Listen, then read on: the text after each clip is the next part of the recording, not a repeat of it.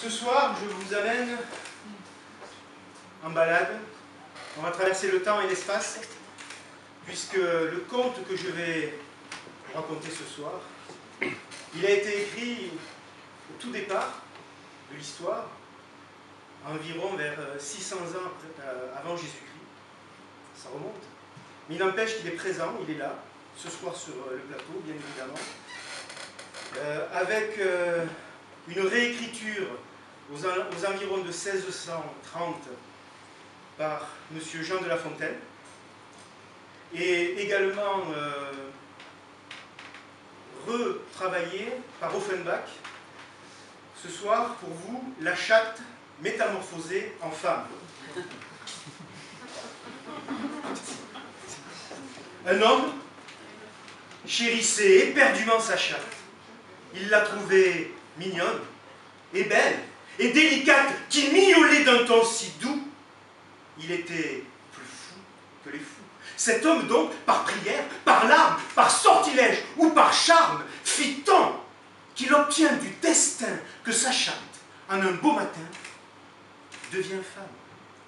Et le matin même, Maître Sceau en fit sa moitié. Le voilà fou d'amour extrême, de fou qu'il était d'amitié.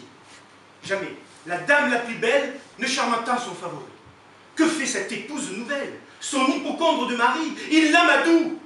Elle le flatte, il n'y trouve plus rien de femme. Et poussant les rangs jusqu'au bout, la croit femme, en tout et partout. Lorsque quelques souris qui rongeaient de la natte troublèrent le plaisir des nouveaux mariés. Aussitôt, la femme est sur pied. Elle manqua son aventure. Souris de revenir, femme d'être en posture. Pour une fois, elle accourut à point, car, ayant changé de figure, les souris ne la craignaient point.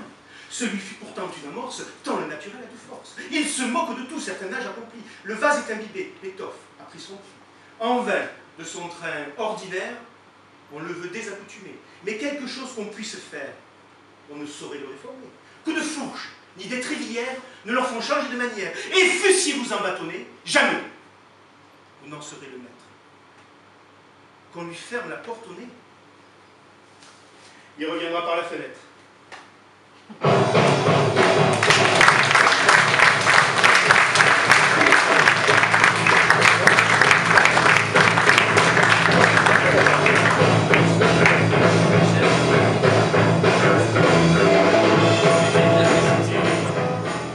C'était court, vous en voulez une autre ou pas? Oui, oui. Ouais.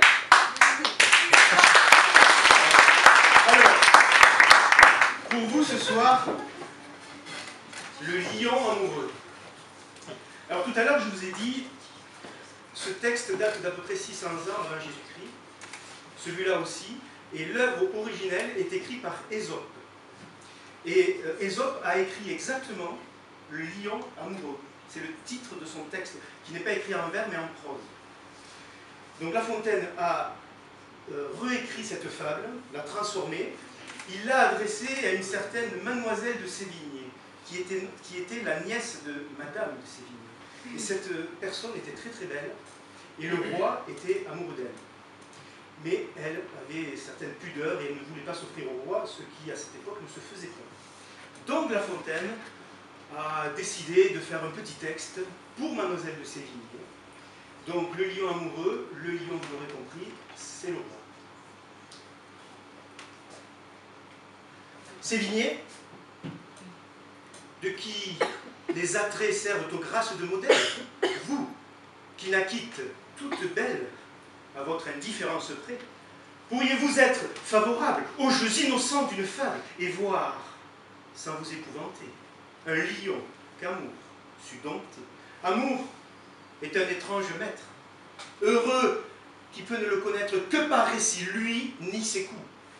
Quand on en parle devant vous, si la vérité vous offense, la fable, elle, se peut s'offrir. Celle-ci prend bien l'assurance de venir à vos pieds s'offrir par zèle ou par reconnaissance. Du temps que les bêtes parlaient, les lions, entre autres, voulaient être admis dans notre alliance. Pourquoi non? Puisque leur engeance valait la nôtre en ce temps-là. Ayant courage, intelligence, et bien le hurle outre cela, voici comment il en alla. Un lion de haut parental, en passant par un certain pré, rencontra Bergère à son gré. Il la demande en mariage. Le père aurait fort souhaité quelques jambes un peu moins terribles. Lui donner n'était pas dur, la refuser n'était pas sûr. Même un refus eût fait possible qu'on eût vu quelques beaux matins un mariage clandestin. Car, outre qu'en toute manière, la belle était pour les gens fiers, fille se coiffe volontiers d'amoureux à longue crinière. Le père donc, ouvertement, n'osant renvoyer notre amant, lui dit « Ma fille est délicate, vos griffes la pourront blesser quand vous voudrez la caresser. Permettez donc qu'à chaque patte on vous les rogne, et pour les dents, qu'on vous les lime en même temps. Vos baisers en seront moins rudes, et pour vous plus délicieux, car ma fille y répondra mieux. » Étant sans ces inquiétudes, le lion consent à cela, tant son âme était aveuglée. Sans dents, ni griffes, le voilà, comme place démantelée. On lâcha sur lui quelques chiens. Il fit très peu de résistance. Amour, amour, quand tu nous tiens, on peut bien dire adieu prudence.